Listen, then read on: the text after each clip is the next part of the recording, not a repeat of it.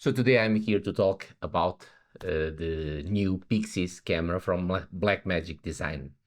So when the camera was released in NAB, I saw the camera and I think to myself, oh, this is a great camera for me because it's affordable. It records BlackMagic RAW because I wanted to try to work with RAW files. I would love to test that. I already tried because I have the Atomos Ninja, the V Plus that records ProRes RAW, but unfortunately the software that I use, that it's the DaVinci Resolve, doesn't read ProRes RAW. I don't know why, because of license, something like that, but I thought this is finally a camera that I can use to try the RAW format, and it's not that expensive, so I start to dig a little bit more and read and see some reviews, and I found things that are amazing in this camera, and I found other things that I don't like it. So let's start by the amazing things that this camera has. First is the sensor, the 6K open gate 3x2 sensor. It's incredible. So you can record and don't worry about it because you can crop in all sizes from horizontal to vertical. If you are using it for social media, you don't have to worry.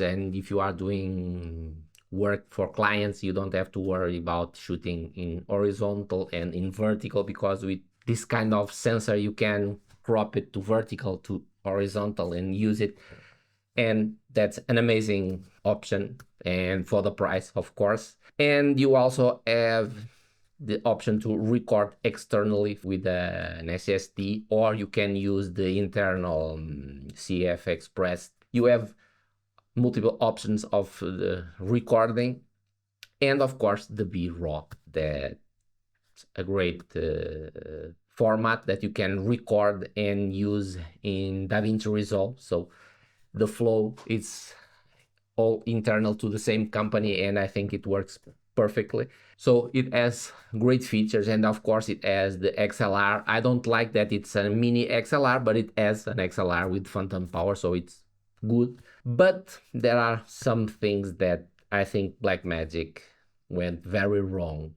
First, it's the monitor. I know that this a lot of cameras don't with this format don't have even monitor, or they have small LCDs, but since they put this big bright monitor on this camera, why not put it in an articulated system? So they released the 12K Ursa, and they put two monitors. One is articulated and one is fixed, one for the camera operator and one for the focus puller. And in this case, they could put an articulated screen on this. But okay, let's forget about the monitor, because in my case it's a big flaw. But you can use an external monitor, or you can use the viewfinder DVF viewfinder from the Ursa that you can also use, but it's super expensive. So as you can see, the price of the camera is starting to go up, because you have to add a lot of things to put the camera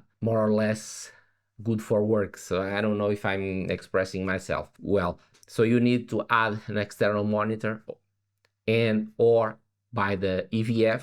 So it's a lot of money for those things, because this camera doesn't have HDMI, so you have to buy a field monitor with SDI, and they are more expensive. If I buy this camera, I have to buy one, because I have two monitors, two field monitors, but both are HDMI. So I have to buy another monitor and another cable. Another thing, the camera's autofocus. So I always rely on the autofocus, because I'm a one-man job. So it's me only, or me and the guest. So I have to, when I'm doing interviews, I have to use and rely on autofocus. So if I buy this camera, I have to buy also an autofocus system like the DJI. That works very well, and it's another 1,000 euros, dollars, more or less. So another thing to add to the value. And also the batteries. So I don't have BPU batteries, I have NPF batteries, and I have V-mount batteries. So they decide to go with BPU and I don't have, so I have to buy more batteries, or I have to rig the camera and add a V plate to use with my V mount batteries. So I'm adding and adding, and I made the math, and to put the camera the way I like it, it's around 5,000 euros, or $5,000, and it's a lot of money. And I think that they should add some of those things to the camera. I would prefer to pay more for the camera and all those things be included in the camera. For example, the monitor. For me, it's a very important thing because I rely also on the monitor to see if everything is framed. In this case, I'm using the monitor to see if I'm in frame, and if they add a flip screen or an articulated screen to the camera and add, I don't know, more $200 or $300, I wouldn't mind. I would prefer that.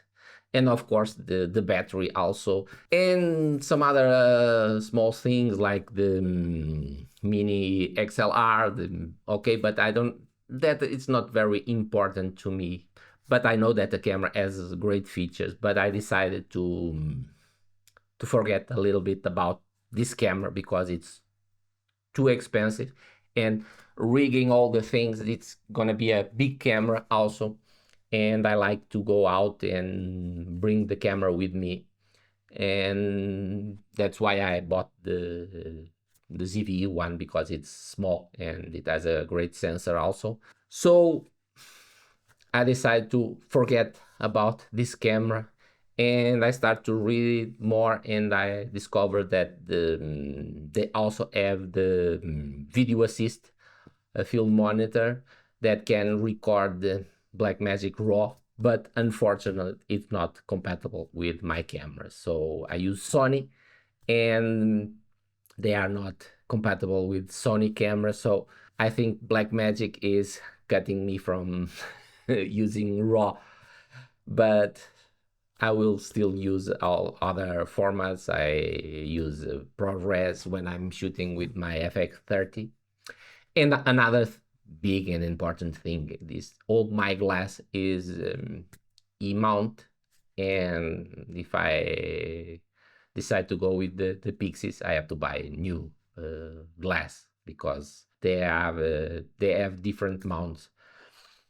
But I think BlackMagic, how can I say it, didn't go as well as I thought they will with this camera. So they listened to us that we wanted a cube format, a cube camera, but they forgot some important things, in my opinion, that if they put a flip screen on the camera and change the battery, I think they would have an amazing camera that many people would buy it. And I think in this situation, I think a lot of people will start to make the math and see that it's very expensive and it's very difficult to work with. So this is my opinion, and unfortunately, it's not for me. So I hope this information was helpful, and I hope you learned something today. And if yes, don't forget, hit that like button, that helps a lot. Subscribe if you're not subscribed yet, and hit that notification bell to be notified next time I launch a video. Until there, bye.